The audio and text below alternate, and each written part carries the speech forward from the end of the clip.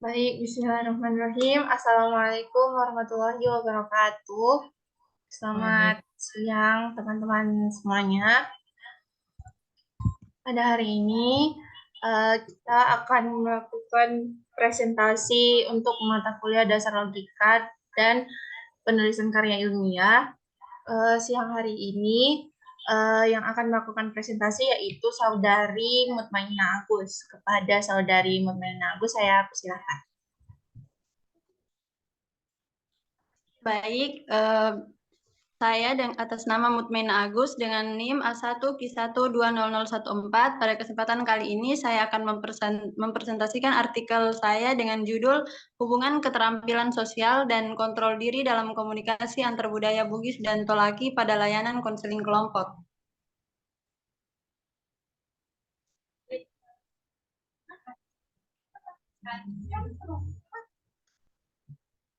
Ya, langsung saja untuk metode. Metode yang digunakan dalam menjawab pertanyaan dan mencapai tujuan dari penulisan artikel ini adalah studi literasi atau kajian pustaka.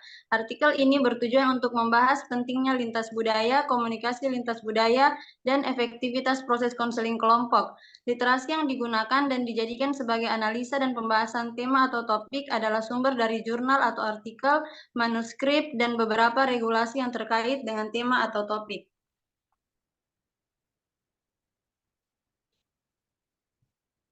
Selanjutnya, untuk pembahasan, setiap manusia adalah makhluk yang dibentuk berdasarkan budaya. Tidak bisa dipungkiri bahwa pemikiran, sikap, dan sifat adalah hasil dari budaya yang diperoleh. Maka konselor dituntut untuk mampu memahami ragam budaya konseli. Hal ini sesuai dengan pernyataan oleh Suhartiwi dan Musifudin 2013 dalam Ardila 2019 bahwa seorang konselor lintas budaya tidak hanya membawa pemahaman dan stereotipnya sendiri dalam pelayanan konseling lintas budaya, karena konseling yang akan diberikan layanan konseling juga besar dan tumbuh dalam kultur yang bervariatif.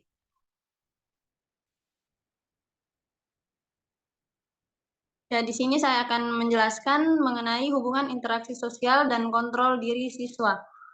Yang dimana Mariam 2015 dalam artikel Jannah et al. 2022, interaksi adalah hubungan yang menghubungkan individu, kelompok, dan masyarakat, serta individu dan kelompok. Koneksi ini berpotensi untuk meningkatkan kehidupan mereka yang berpartisipasi di dalamnya. Seperti yang dinyatakan sebelumnya, interaksi sosial memiliki efek positif dan negatif pada kualitas hidup individu. Artinya, hubungan antara siswa dan siswa yang lain, siswa dengan kelompok maupun kelompok dengan kelompok memiliki dampak positif dan negatif. Singgi De Gunarsa dalam artikel dalam Munawaro 2015 dalam artikel Jannah et al. 2022 mengatakan bahwa remaja dapat mengendalikan dan merugikan orang lain dan perilaku yang bertentangan dengan norma sosial umum melalui kontrol diri. Orang yang memiliki kendali atas diri sendiri dapat mengatur hidupnya dengan berbagai cara seperti mengurangi stres negatif dan meningkatkan stres positif. Penghindaran terhadap perilaku negatif untuk mengakibatkan ditolaknya siswa dalam suatu kelompok teman sebaya. Hal tersebut juga berdampak pada penerimaan teman sebaya di mana siswa memiliki kontrol diri yang baik, cenderung diterima oleh teman sebaya.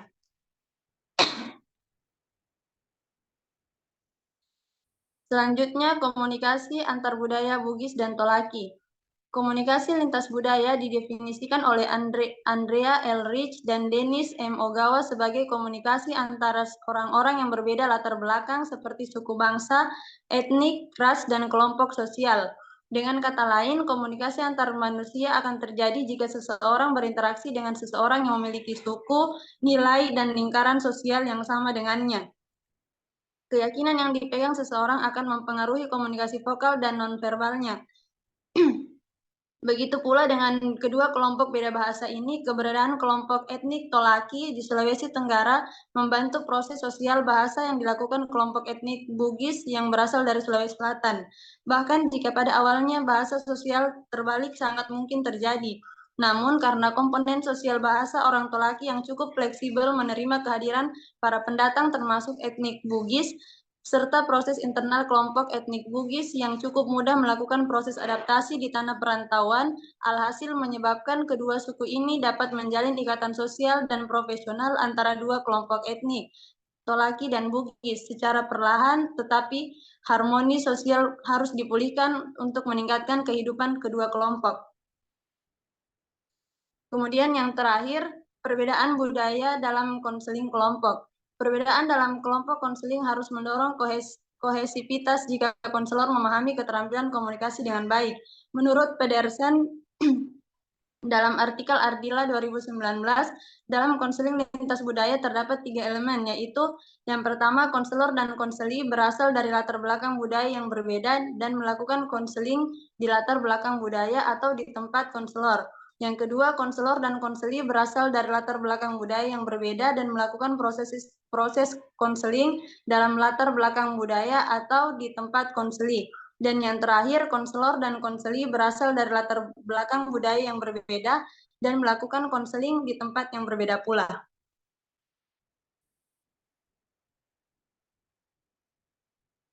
Ya, mungkin sekian kesimpulannya nanti terakhir. Baik, itulah tadi presentasi dari Saudari Mutmainah. Selanjutnya saya membuka sesi tanya jawab. Kepada teman-teman yang ingin bertanya, saya persilahkan.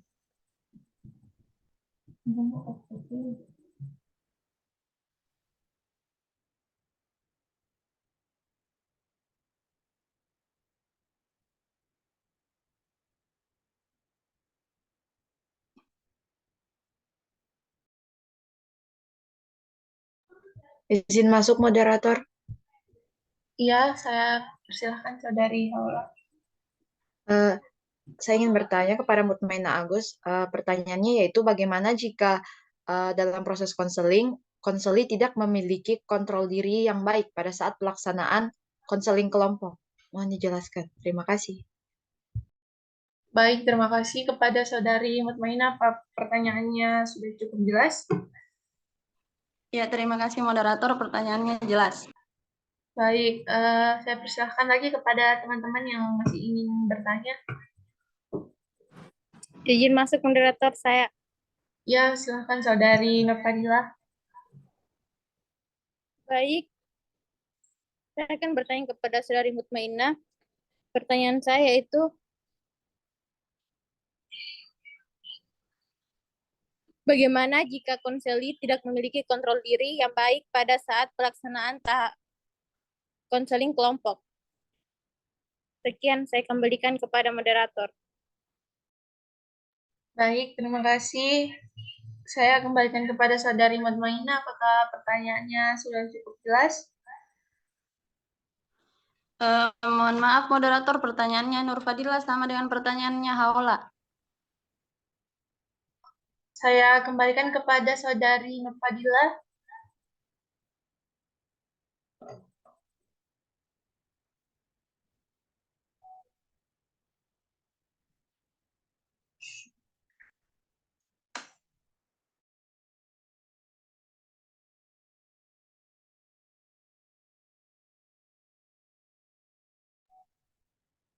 Izin bertanya, moderator. Baik, mungkin Saudari Nurfadilah terganggu jaringannya. Saya persilakan kepada Saudari Dilda Sariri.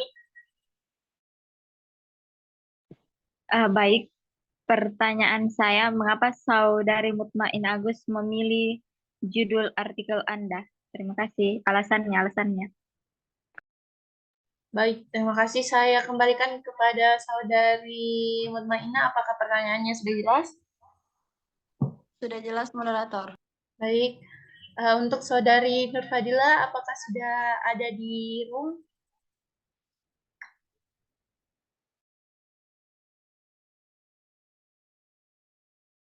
Iya, saya berada di room. Ya, mungkin bisa diulang pertanyaannya Saudari Nurfadilah, karena tadi pertanyaannya sama dengan pertanyaannya Saudari Haula. Oh, oke, baik. Maaf, salah.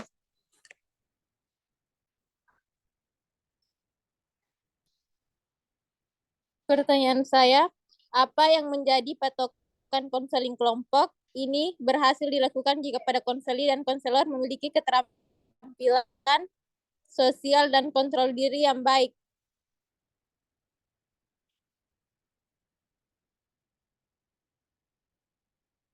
Baik, terima kasih Saudari Nur Fadila. Saya kembalikan kepada Saudari Nurma. Apakah pertanyaannya sudah jelas? Sudah jelas, moderator. Mungkin beri saya waktu sedikit untuk menjawab pertanyaan.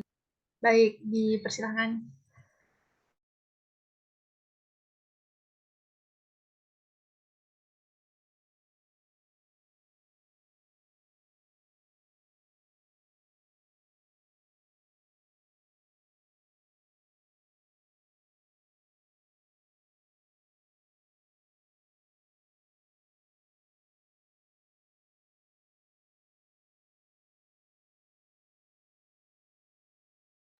Izin menjawab, moderator. Baik, saya persilahkan. Ya baik, yang pertama saya akan menjawab pertanyaan dari Saudari Nelda Sariri, yang dimana pertanyaannya apa alasan saya mengambil judul hubungan interaksi sosial dan kontrol diri siswa pada komunikasi antar budaya Bugis dan Tolaki dalam konseling kelompok. Alasan saya mengambil judul ini dengan harapan agar pembaca baik konselor ataupun sesama siswa dapat memiliki keterampilan sosial dan kontrol diri yang baik, yang dimana seperti yang sudah saya jelaskan tadi, orang yang memiliki kendali atas diri sendiri dapat mengatur hidupnya dengan berbagai cara, seperti mengurangi stres negatif dan meningkatkan stres positif. Kemudian hal tersebut juga berdampak pada penerimaan teman sebaya di mana siswa memiliki kontrol diri yang baik cenderung akan diterima oleh lingkungannya. Begitupun dengan keterampilan sosial. Jadi intinya itu alasannya agar baik siswa maupun konselor dalam pelaksanaan konseling kelompok dapat mendapatkan penerimaan yang baik kepada sesamanya. Mungkin sekian jawaban dari saya kembalikan kepada moderator. Baik, terima kasih Saudari Munmaina. Saya kembalikan kepada Saudari penanya. Apakah jawabannya sudah jelas? Sudah jelas, moderator, bisa dipahami. Terima kasih. Baik, terima kasih. Selanjutnya saya persilakan kepada Saudari Munmaina. Ya, kemudian di sini saya akan menjawab pertanyaan dari Saudari Haula, yang dimana pertanyaannya bagaimana jika konseling tidak memiliki kontrol diri yang baik pada proses konseling kelompok. Jawabannya yaitu jika konseling tidak memiliki kontrol diri yang baik, maka mungkin saja terjadi hambatan pada proses konseling yang berupa konseling tidak bisa menerima pendapat teman atau konselor karena alasan perbedaan adat atau budaya, atau mungkin juga bisa menjadi hambatan seperti konseling tidak bisa melepas diri dari bias-bias budaya atau tidak bisa mengapresiasi keberagaman budaya. Jadi yang akan terjadi pada konseling kelompok ini akan ada masalah konseling tidak bisa menerima pendapat konselor. Mungkin sekian dari saya kembalikan kepada moderator. Baik, terima kasih. Saya kembalikan kepada Saudari penanya. Apakah jawabannya sudah jelas? Baik, jawabannya cukup jelas. Terima kasih. Terima kasih. Untuk pertanyaan terakhir, saya persilahkan kepada Saudari Mutmainah. Baik, untuk yang pertanyaan terakhir, pertanyaannya itu apa yang menjadi patokan konseling kelompok ini berhasil dilakukan jika pada konseling dan konselor memiliki keterampilan sosial dan kontrol diri yang baik? Jawabannya masih berkaitan dengan jawaban yang kedua tadi. Jika konseling dan konselor memiliki hubungan keterampilan dan kontrol diri yang baik, maka pada proses konseling ini akan menjadi proses konseling yang saling menghormati sikap klien ataupun konselor, termasuk nilai-nilai agama, kepercayaan dan sebagainya. Akan tetapi pada saat perbedaan kepercayaan, konselor bisa memodifikasi kepercayaan tersebut secara halus. Namun, jika yang berbeda filosofi dan kehidupan atau kebudayaan, maka konselor akan bersikap netral, tidak mempengaruhi kepercayaan klien. Kemudian yang selanjutnya, konseling dan konselor bisa melepas diri dari bias-bias budaya, kemudian mengapresiasi diversitas atau keberagaman budaya, dan yang terakhir, peka atau sensitif terhadap perbedaan budaya, sehingga jalannya proses konseling lintas budaya ini bisa berjalan dengan efektif. Mungkin sekian jawaban dari saya kembalikan kepada moderator. Baik, terima kasih. Itulah tadi jawaban untuk 3 pertanyaan dari para penanya. Untuk pertanyaan terakhir saya kembalikan kepada saudari penanya, apakah jawabannya sudah jelas? Ya, jawaban sangat jelas. Terima kasih. Baik, terima kasih. Saya kembalikan kepada saudari Mutmainah. Baik, di sini saya akan membacakan kesimpulan dari artikel saya yang di mana interaksi sosial dan kontrol diri pada siswa sangat penting dicapai agar pada komunikasi dalam konseling kelompok yang berbasis lintas budaya dapat berjalan dengan efektif karena pelaksanaan konseling kelompok yang diikuti oleh beberapa konseli dengan latar belakang yang berbeda sama halnya dengan pertemuan dua budaya seperti Bugis dan Tolaki yang pada dasarnya sama-sama memiliki latar belakang budaya yang berbeda. Nilai-nilai dalam kedua budaya tersebut maupun bahasa yang berbeda sangat memungkinkan terjadinya bias-bias budaya. Perbedaan budaya dapat menjadi penghalang keefektifan konseling kelompok. Oleh karena itu, konselor diharapkan kompeten dalam memahami keterampilan komunikasi antar budaya sebagai aspek utama dalam melakukan konseling multikultural dan juga komunikasi yang baik dari para konseli yang dimana hal ini dapat dicapai jika pada konseli memiliki interaksi sosial dan kontrol diri yang baik. Mungkin itu saja presentasi saya kembalikan kepada moderator. Baik, itulah tadi presentasi dari saudari Mutmainah. Saya selaku moderator memohon maaf apabila ada kesalahan, lebih dan kurangnya mohon dimaafkan. Wassalamualaikum warahmatullahi wabarakatuh. Waalaikumsalam. Waalaikumsalam warahmatullahi wabarakatuh.